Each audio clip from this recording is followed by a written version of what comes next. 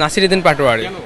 নাসিরউদ্দিন পাটোয়ারি এই কারণে এর চোখটা নাসিরউদ্দিন পাটোয়ারিকে সম্ভবত কিছু না কেউ কিছু যদি কিছু না করে তাহলে সে রাগে না, আর যখন কেউ কিছু করে তাহলে সে রেগে যায়। আরে দেখেন এ সম্ভবত এখানে দাঁড়ায় আছে ভালোভাবে আছে, এখন যে যখনই এর গায়ে হাত দিতে যাব তখনই দেখেন কেমন করে, এই চোখ দেখেন দেখেন একদম ঠিক নাসিরউদ্দিন পাটোয়ারির মতন উত্তেজিত, ওই যে রাগান্বিত কারণে ওর মতন রাগ, সেই জন্য।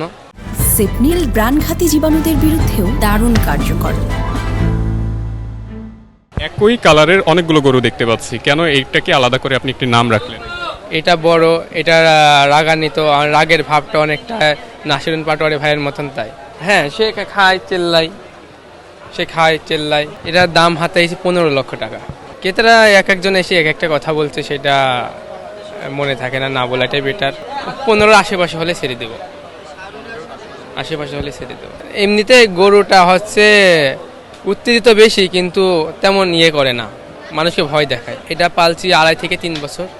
না তেমন না, এমনিতে মানুষজন অনেক নাম রাখে, যেমন ডোনাল্ড ট্রাম্প রাখছিল, আরেকজনের মোশের নাম রাখছিল মোদি, সেই হিসেবে এর যে গেট আপ, মানে রাগের যে অংশ, সেটা দেখে আমার এক রাখাল ভাই সে নামটা রাখছে নাসিরউদ্দিন পাটোয়ারি।